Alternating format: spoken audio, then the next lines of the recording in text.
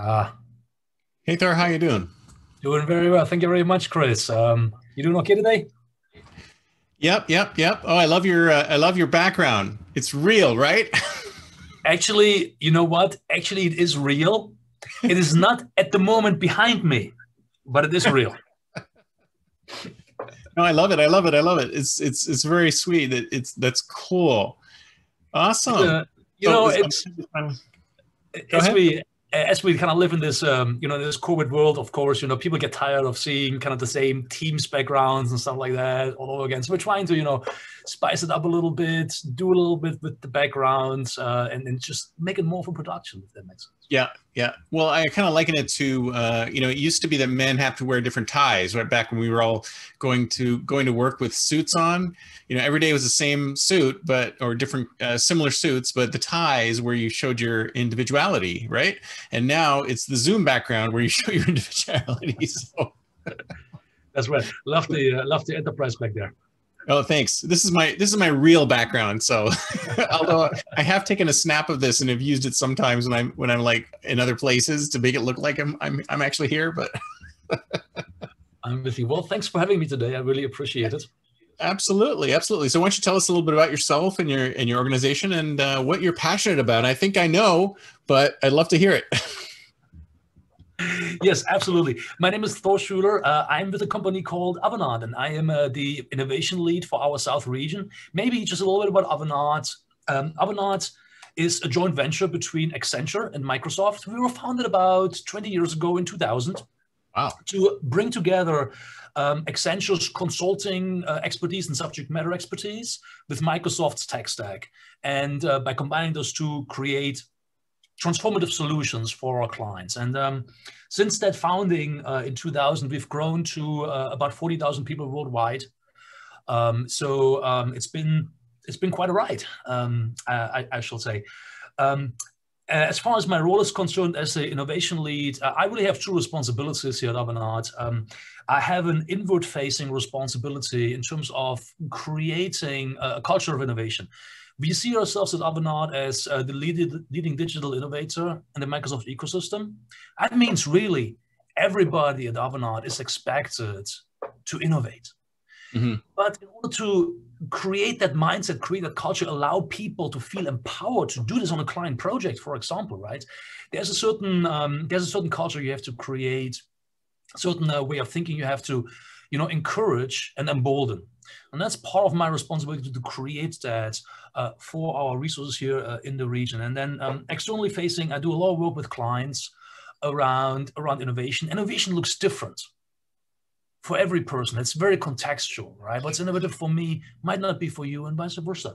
And so helping clients to understand what it entails to successfully innovate towards a purpose, while keeping in mind that what you're innovating for really is the humans, Mm-hmm. that your products or your services are, intended to help.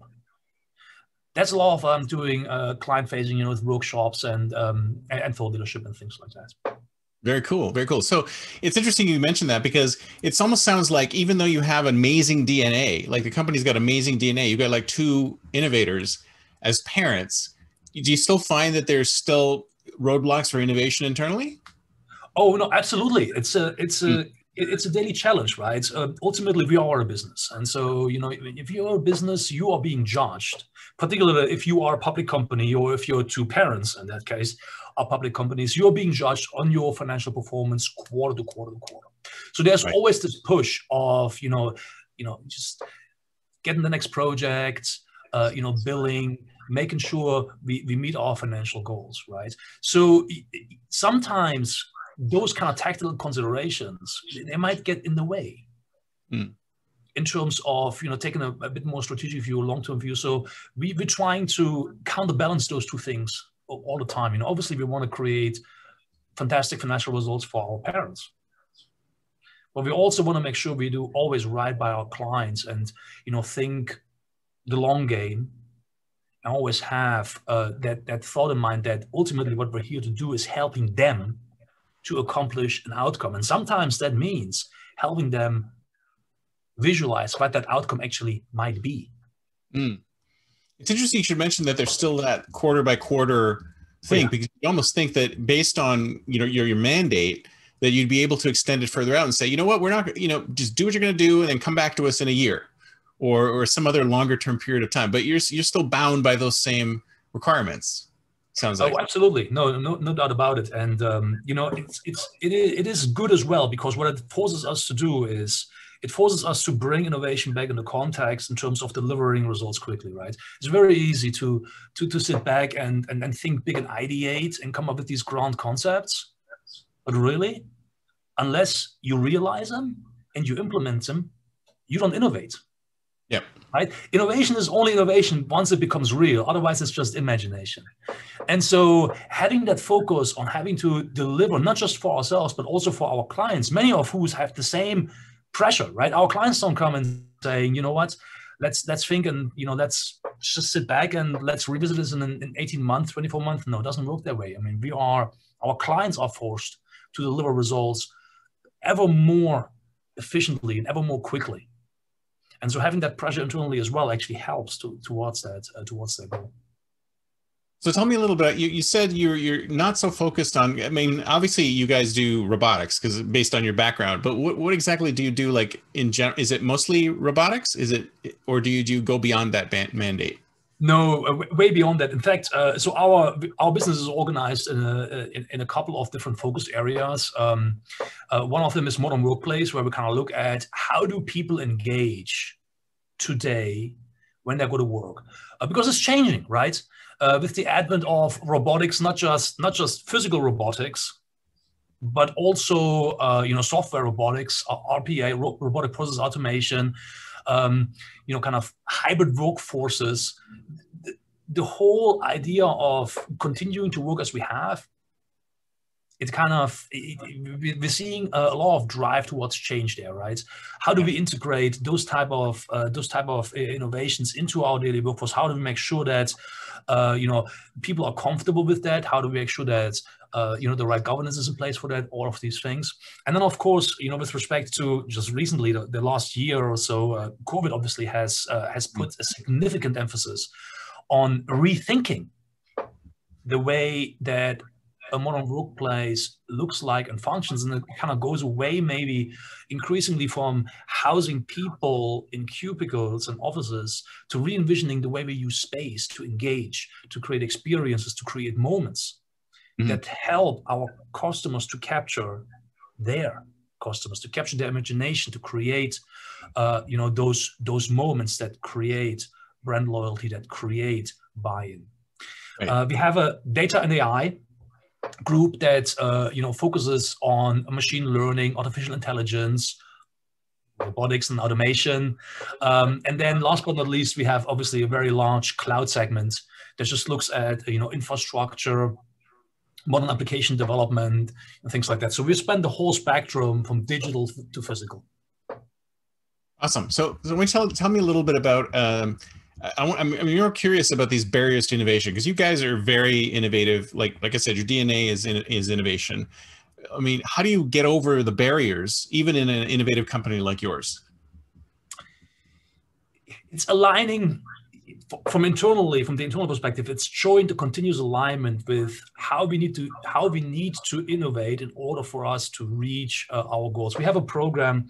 So internally, from a planning perspective, we have these 5-year plans. We just finished our Envision 2020 last year. We've just announced a new one, and you know, these goals that we have, they are ambitious, right? They do require you to think on, well, how am I gonna approach meeting these goals, right? And so the idea of, and we tell this to our clients, and we're going to do it ourselves as well, the idea of being bold and thinking outside the box. Don't accept that just because we did something like we did it 2 years ago, it's, you know, it is still valid. It might well be, but then again, it might not. So this constant disruption is important, right? And we're trying to find, again, that balance. We are trying to disrupt, on the one hand, finding better ways, constantly questioning ourselves, is what we're doing the right thing? And our clients expect us to do this as well, because, you know, there's a lot of pressure on delivering results more cost effectively. And so if you look at that, right, I mean, we are a consulting firm. So our main way of generating revenue is billable hours. Right. So then the question then becomes, okay, fine. If I need to become increasingly more cost effective, what does that mean? You know, what levers do I have to tweak, right?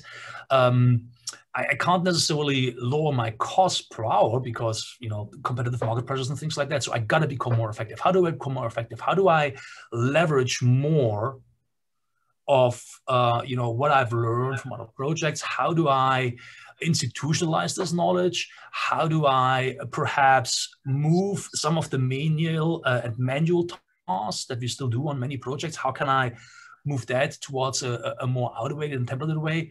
You know, it's things like that. I really want to know why we're still so behind, because it seems to me you've got RPA, you've got all this automation already happening, but it still feels like, you know, you got to sit down and crunch out your Excel spreadsheet to get something done. Like, why aren't we seeing that like further along? Well, actually, you know, I think we actually do. And particularly with respect to RPA, the adoption that we've seen over the last couple of years for robotic process automation, you know, is quite big, right?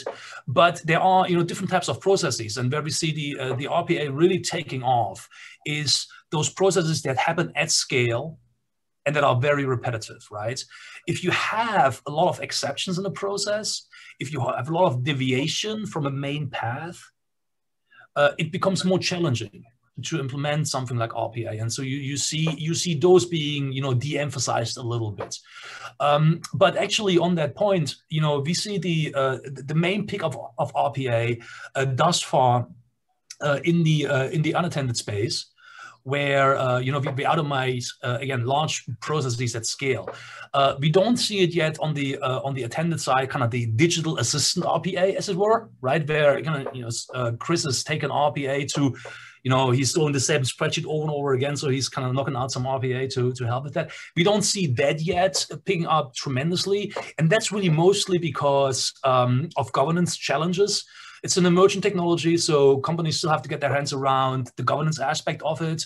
What does it mean? How do I control access to data? How do I make sure that I don't, you know, disclose unintentionally data that is protected because I'm now making all of this data universe, this catalog discoverable, you know, things like that. So that's kind of hampering the unattended side a little bit. So the attended side a little bit. Yeah, because I mean, a lot of people think that something like RPA will take away their job, right?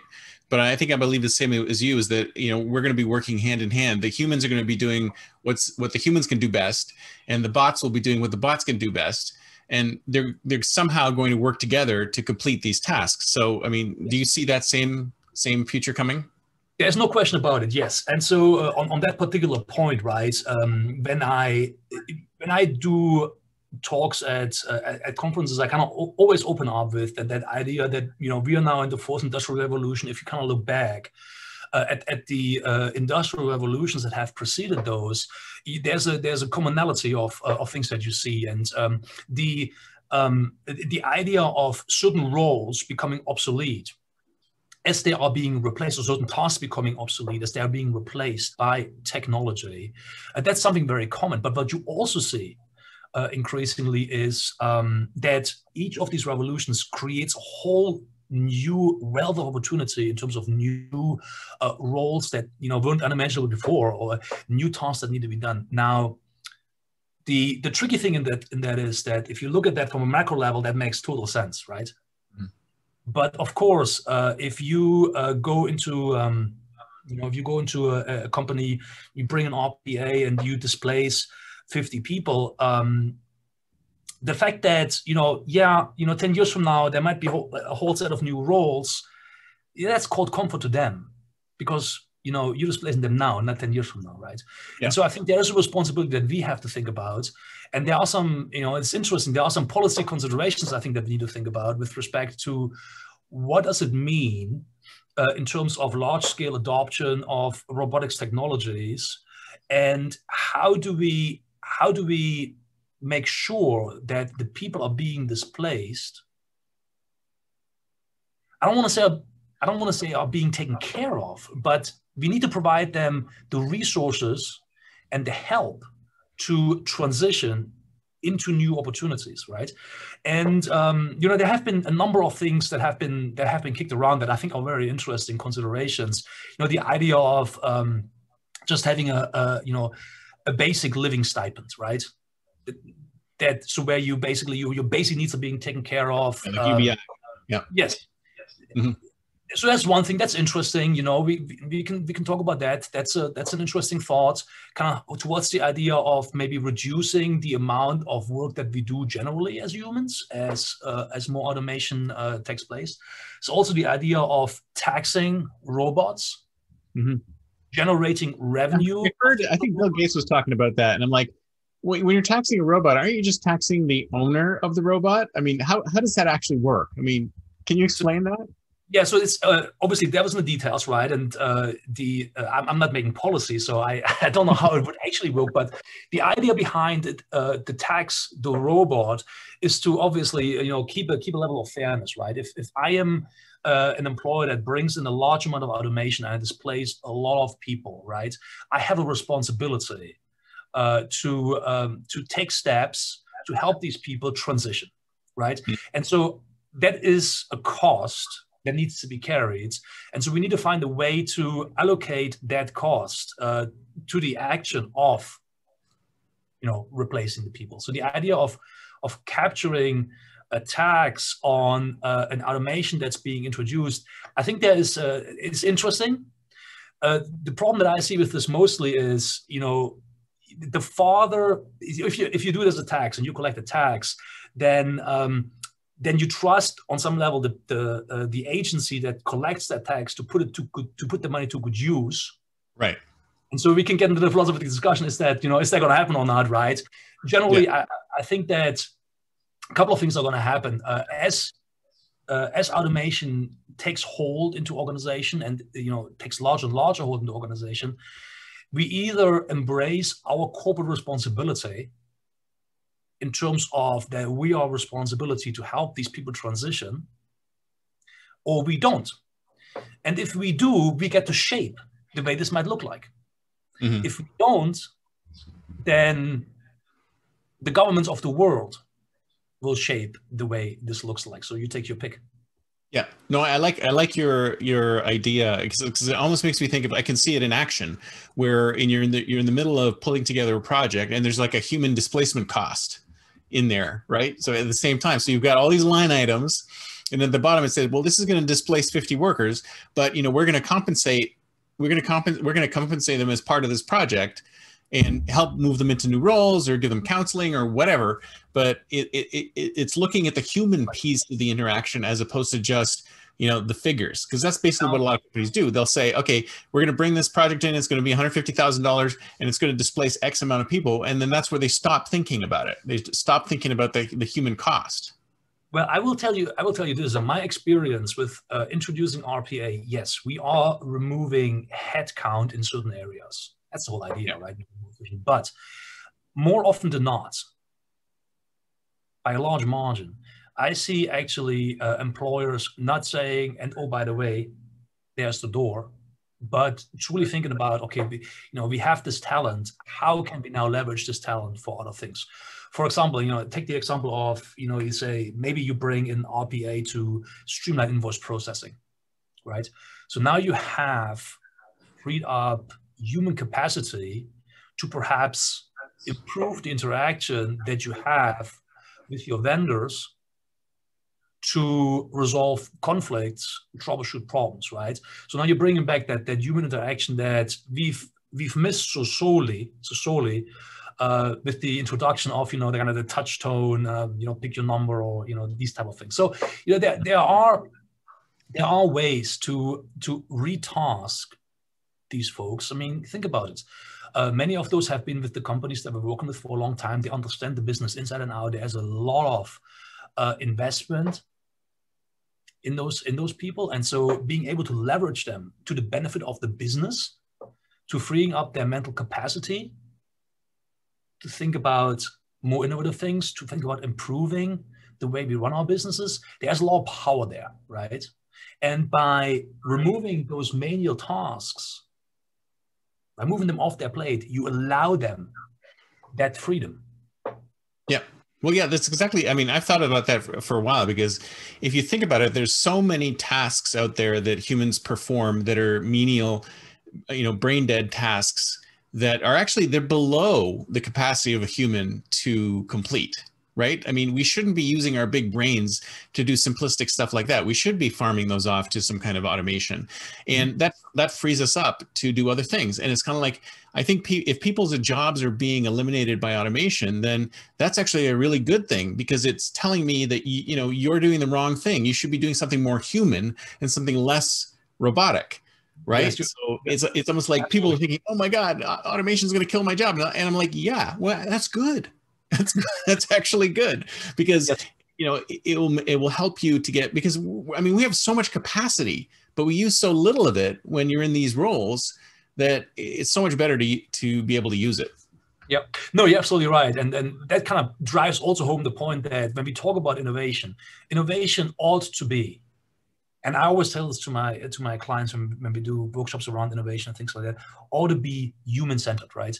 We ought to always think about how does what we do affect the human stakeholders in the process? And those stakeholders, of course, are our clients that we are providing products and services to as companies, but they also are our own workforce, our own people. How does it affect them, right? And we can't lose sight of that.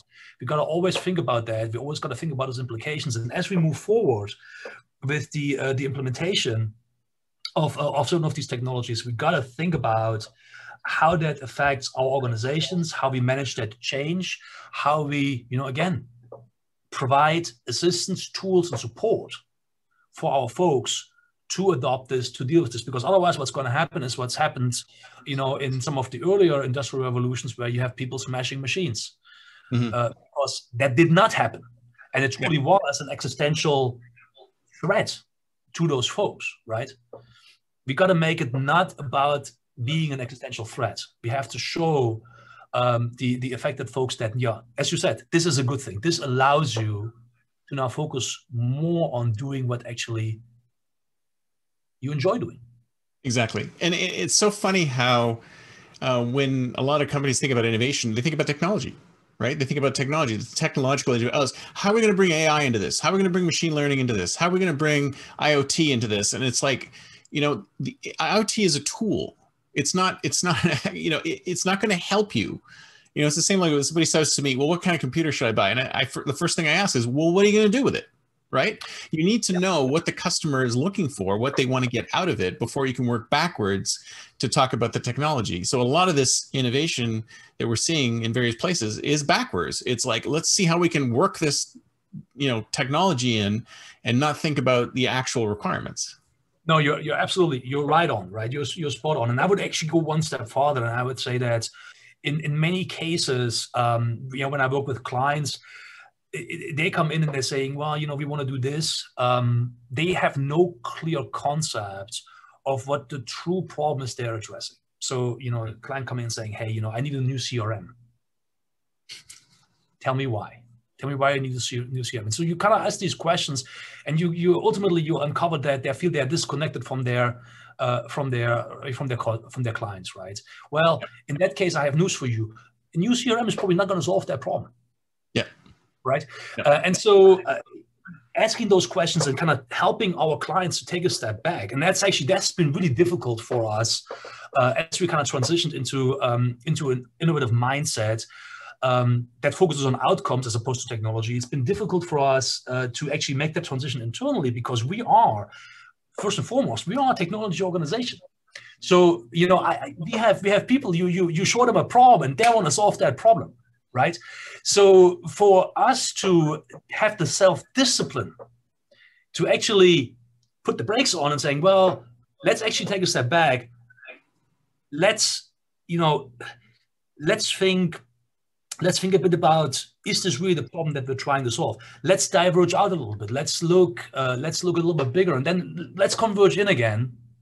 But I find more often than not is when you do that, when you go through that divergent conversion process, then you end up, sometimes it's subtle, sometimes it's actually quite fundamentally different. You end up with slightly different problems, and they lead you down a different road of solutioning. And oftentimes, a road that is going to be more likely to succeed because it is less bound in technology. Yeah, yeah, absolutely. And if you think about it, it's really the human that's the problem, right? I mean, I mean, technology always works the way you want it to. It's always bringing in, when you factor the human into the equation, it's change management. Actually, if you think about it, if it's like change management is almost more important to technology, to get them to change their behaviors around the technology so they can work with the technology in a better way. Yeah, right? and it's about communication, right? You tell me something and you mean a certain thing. I might hear something. We're using the same words. I understand the words just fine, but what I imagine might be quite differently than to what you're imagining. And so in the past, what we've seen, we had these mega projects. You work on them, 18 months, 2 years, nobody sees anything. And then there's the grand unveiling. Mm-hmm. And everybody kind of looks at the thing and says, what the hell were you thinking? This is not what we wanted. Exactly. This is not at all what we want. That's not what I talked about. And then you say, well, it's doing exactly what it said. We have the requirements. It's right here. All the requirements. So the whole advent of agile development cycles, it's kind of geared towards dealing with this quick and rapid testing. You have a hypothesis, you prototype it out, you test it. You don't take 2 years for that, or 2 months, or even 2 weeks. You can do it in days, right? And so by doing that, and adjusting much faster, and then as your project matures, increasing that universe of people that you test with, that helps keep these things on track and identify issues and misconceptions before it goes down too far, where it's going to be really hard and expensive to change, or dooms the project to failure. Very cool. So you're mentioning in your email about working with human machine interfaces, and I think they kind of suck right now. I mean, are you seeing like much better things down the pipe? So it's interesting. To be honest, I would have thought, if you would have asked me a couple of years ago, I would have thought that by now, keyboards are a thing of the past, and we'd be in the kind of total voice interface world. We're clearly not there. I'm not sure that we get there in the next couple of years, but I'm still very, very bullish on that. In terms of interacting in more natural ways with machines, this is definitely coming. Context, I think, will remove a lot of the necessity of inputting data the way we do today. Even though it is still always quite surprising to me how many clients kind of think incrementally. So maybe they are at paper right now and they think, oh well, we just take the paper on a tablet. Mm-hmm. As opposed to thinking, well, how might we eliminate the need to input the data in the first place, right? By capturing it based on context or what have you. So I think this is definitely going to improve. I think that the way we consume information is going to move away increasingly from the screen. Maybe not next year or two, but certainly what we see with respect to the emergence of extended reality technologies I think is very promising. There's some very good potentials in there. If we can move away from looking at capturing data via keyboards and via screens on monitors to more natural ways to interacting with machines, and I think there's a lot of promise there, and I think we will see that happen more and more. I mean, we have that in the home already, right? You have Alexa in the home, you have Google Assistant in the home. It's already there, right? It's not made its way quite into the business yet. Yeah, I think my problem with it is that it's always reactive, right? I mean, it seems like these systems already know so much about us. They know where we are. They know where we're going. They know so much Like, why can't they be a little more proactive and say things like, for example, let's say I'm going to pick up my son from school or something like that, and I'm running a little bit late. Why can't it automatically detect that and send him a text saying, I'm going to be, you know, I'll be there at like 5:54 instead of the actual time. It just seems that all of our systems, they know so much about us, but, you know, without prompting, they won't do anything for us. But on the one hand, a lot of people think, oh, that's creepy, we don't really want that. But on the other hand, I think that it would sort of really help a lot of people realize that these things are really useful, or much more useful than they are right now. I think you're putting your finger right on it, right? I don't think this is a technical problem at all. Yeah. This is totally a problem of perception and comfort, right? You know, it is scary how much these systems know about us. And very often with us fully and truly understanding what they're knowing about us. And give you a case in point, a friend of mine uses a kind of a voice activated device, you know, on the phone, and he cut himself. Just cut himself and says, holy crap, I'm bleeding all over the place. Right. 15 minutes later, an ambulance pulls up outside and the police is there, right? So at listening in, that does happen and it does trigger events. And if you think about it, that is a scary thing, right? Because you have not necessarily opted into that, or you might have opted in without knowing that you're opting in because it's kind of printed, it's kind of hidden somewhere in the small print, right? And so I think it's a generational thing in many ways. I think until our kids, they grow up with that lack of privacy, with that expectation that everything I do, everybody will know about anyway.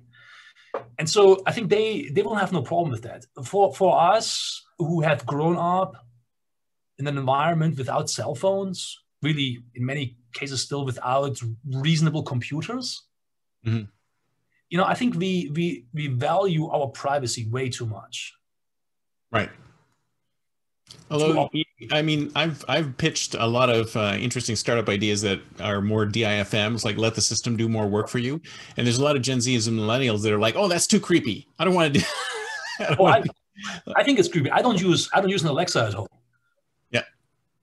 So yeah. If you're a real technologist and you understand what these things are doing, what they're gathering, you're not going to have any of that stuff. That's right, because ultimately we also don't trust the people who collect the data, right? Exactly. We don't know what they're going to do with it. Yeah. Well, that's why I always thought it would be great if we could spin off some company that would actually create their own virtual assistants that would actually live in some kind of private data space that you would own, and none of that data would go anywhere. I mean, and we just open source it and it would be out there and people could build their own bots, and it would have no connection to Amazon. And in fact, what it would do is it would actually negotiate with Amazon and Google and whatever. So it'd be like your representative on your side negotiating with these other bots to get what it needed to get. So it would be your advocate, not connected to any of these large companies, doing its own thing individually. But I don't see that happening anytime soon. I mean, there were a few companies that were doing something like that, but they seem to have disappeared. So, I mean, I think we need something like that. We need some kind of autonomous bot that is on our side that goes up against these big guys and keeps them at bay. Yeah, that's actually one thing that we're working on is this whole idea of controlling what's out there about you, you know, with all of these companies that you're doing business with. This whole idea of digital identity, right? What makes a digital identity? How can you control what is being exposed to certain companies? You know, you might be very comfortable, you know, exposing some stuff to your doctor, but you wouldn't want your credit card company to know about this, right? So it's this kind of thinking. And so I think one thing that's interesting to look at in this context is kind of you know, potential that might come to the table with technologies like distributed systems, blockchain, that can help us to create transparency and control, you know, what of our data we allow others to have access to. And then if you combine that type of technology with what you're describing, where I have a personal bot, for lack of a better word, that can then help me to you know, make that information available, that I feel comfortable sharing to others. That might mean, maybe I am comfortable sharing with Amazon what I'm interested in buying in the next 4 or 5 months, so that they can give me good recommendations. Maybe that's something I'm comfortable with, and then that bot can share that on my behalf with Amazon, and maybe monitor what I'm looking at on the web to drive these interests. I can see something like that happen. Yeah, well, hopefully it'll be built soon, because I would love to use something like that. So you were talking a little bit in your email about reducing human-to-human physical interaction. And I think one of the things that a lot of people are thinking today is that we've lost touch with, because we've lost this physical interaction between people, that it's worse. Like this method of communicating over these types of tools is worse. Oh, but yeah. It doesn't necessarily need to be worse. I mean, I think we can build interfaces that are almost better than being in person. I mean, are you feeling the same way, or? I do miss a lot the human interaction. And so, nowadays my workshops are all online with Mural and with Teams. And does it work? Yeah, of course it works. Can I create a good experience? Yeah, I can create a good experience. Is it as good as being together in the same room? No.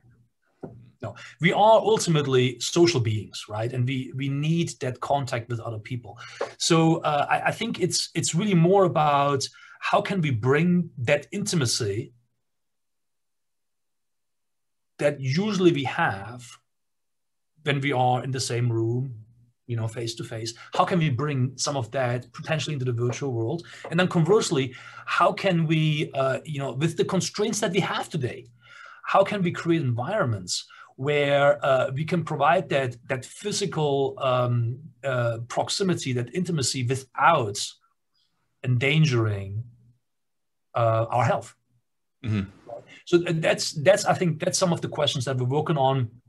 And that's obviously has huge impact on this whole kind of modern workplace tenant that I talked about earlier, re-envisioning the way we're doing work nowadays. And so certainly things like augmented reality plays into that, where we've been working on the creation of entire virtual conference environments, right? Where let's say you have a quarterly executive briefing, you bring in the CIO and their team to your facility, and you put on this show for 3 or 4 days, walking them through all of the different things that they'll new that are coming down the line, and they have a great time. They love it. How do you create something like that, an engaging experience like that in a world where you don't have them physically there? Certainly, it's not via Zoom or Teams. You got to go a little bit farther. So the idea of again, it's just bridging the digital and the physical. So things that we're playing around with is,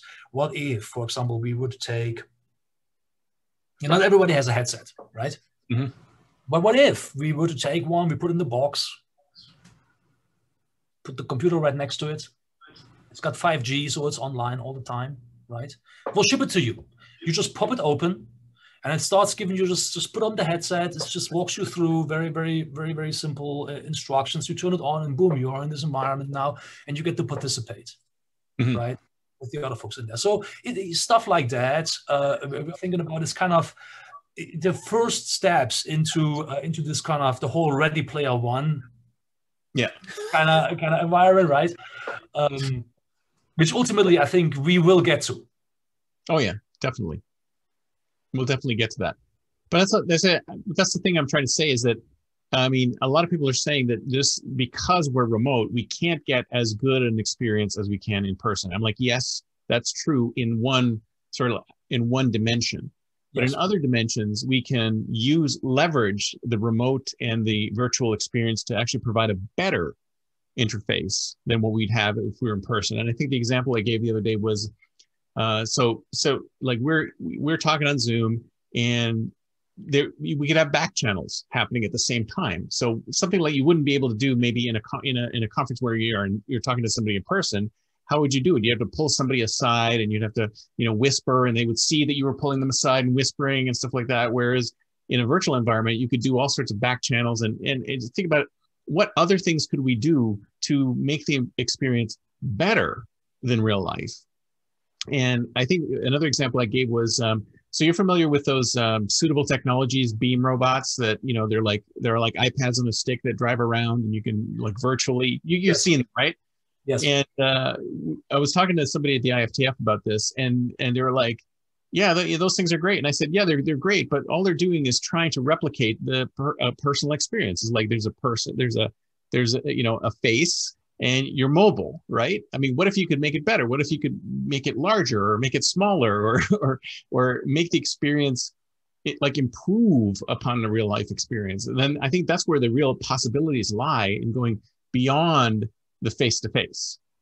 Yeah, So, and I think you're absolutely correct. The one of the big positives I think that I see coming out of the way we've changed work in the pandemic, certainly is that in many ways it's made the world smaller, because now for example, we used to be, or we are organized very regionally, right? So everything happens in the region. Well, now the concept of regionality, it's not as important anymore because everything is virtual anyway. So we can now leverage some of our key resources that we perhaps could not leverage that much before because they were in a different region. It's now much easier to bring those in because the expectation is not that they're going to be physically there, right? Our clients are changing some of their views where, there's still a lot of traditional thinking in terms of, if we engage somebody like an Avanade, we want the consultants to be at our work site, to sit there and do their work in their cubicle, right? Well, that's gone. Right. And so people are now open to explore different concepts of collaboration. And I think where it's going to end up, as you kind of take it out, is it ever going to go back to us just going back to the office like we used to? I hope not. I hope we use that opportunity to take a look at what it really means to work collaboratively, right? If we want to bring teams together, maybe it means that we have, increasingly hoteling spaces for projects where, I need to get together as a project, and we'll do that maybe, once a week or twice a week, or, once every 2 weeks. And the rest of the time, you maybe work from your favorite coffee shop or from your house if you like working from your house. Or, if you want to come to the office, there's a space for you there as well, right? But we just rethink it and we use the work location to, whatever is comfortable, productive, and convenient for you. And then, as we need to bring you together, we'll bring you together as pods into these collaborative spaces. And it just changes the way that we look at real estate. It's not to say that we don't believe that companies will not have to have office space. I think office space, physical space, is really important for a firm from a brand perspective, from an identity perspective, from a culture perspective. So, I think physical space is here to stay, but I think the way we use it is going to change in all life of business. It's going to change in the commercial space, in the office buildings. It's going to change in retail. Yeah, I mean, and if anything, as long as it eliminates commuting, I mean, I'm there. Well, the commute has gotten, I'm still going into the office, so the commute has gotten a lot easier in Houston, I will tell you. Oh, yeah, it's like way fewer people on the road. But it's kind of like, if you think about it, I mean, I did a study, so I'm doing my MBA at Stanford, and we did a study on working from home, and we looked at all of the various elements, like pre and post, COVID, and I think there was like only one of everything that you could have lost out on by not being in the office. It's unintentional communication. So, serendipitous communications, bumping into each other in the office, and access to that. But the amount of positives compared to that was insane. Like especially with the commute. I mean, the commute, the blocks of time that you spend commuting, and the health benefits of not commuting is just like an amazing difference. So if we could just not have to commute anymore. Yeah, no, I'm with you. Even though I gotta say, from my perspective anyway, that loss of serendipity, the water cooler, that's huge, because a lot of transformative ideas happen when people who usually don't work together come together. That diversity of points of view, of experience, that's what's generating transformative ideas, right? And so, to some extent, I do think we miss out on that. But so then back to your question, how might we? go and add those type of that type of serendipity to our virtual communications, right? And so, things like gamifying some of our, happy hour things, right? Where, okay, fine, we can't come to the office, but maybe we'll meet on Altspace. Yeah. For an afternoon and talk through some stuff. We still have holiday events. We still have Christmas parties and things like that. That just don't happen in the office anymore. Yeah. They happen in those virtual environments, and through things like kind of proximity detection, virtual proximity detection, where if you walk through the virtual space and somebody else in the virtual space walks close to you, that opens up the voice communication between the two of you, so you're not drowned out by the other 500 people that are there that are kind of over on the other side. You can get some of that intimacy back. Yeah, and that's exactly what we need to do. We definitely need to go there. So I wanted to ask you, so let's talk a little bit about the future. So where do you think things are going to be in 2031, 10 years from now? In what respect? I think we'll be flying all around in automatically autonomous flying cars. Well, maybe not autonomous flying cars just yet, but drone delivery will be a reality, undoubtedly. Mm-hmm. Yeah. I think that the way we interact with compute will have changed finally, where a lot more of our interaction with compute technology is being done via voice as opposed to keyboard and monitor. I think visualization will be increasingly done via augmented reality. Might that be via slim headsets, like think Google Glass on steroids, a bit more powerful than Google Glass, but still being able to kind of project information in front of you while you see the real world. So I think that will happen. That will be here in 10 years. I think the way we work will have changed significantly. We'll have seen adoption of large-scale automation. Working side by side with robots will be normal, and that is true for software robots as well as for cobots, where you'll have a situation where an autonomous robot will pick up something from a truck, UPS truck. UPS truck drives to your office. Robots rolls out, goes up to your floor, delivers a package to you. That I think will happen. We'll see that. Yeah, again, yes. Increasing automation big time. That will free up our time to do other things. I would not be surprised in 10 years if we see a reduction in the average amount of time that we're working. Think 30-hour week, maybe even more than that. We'll have more time for our families, more time for our kids, hopefully. That would be great to see, because so far technology has not delivered that. No, certainly not. It's isolated us more than anything, right? If you think about it, my kids, they're just glued to their screens. I think we will see some significant revolutions in energy. Mm-hmm. Right. I think I think if you ask me, that is the area we really need the most innovation in is energy and power, right? Because that really is holding us back in a lot of ways.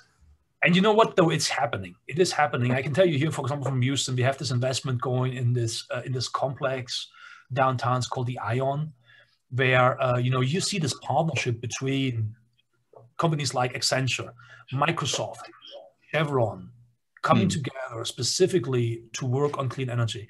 And I think, it's not so much a displacement of our existing approach as it is an evolution.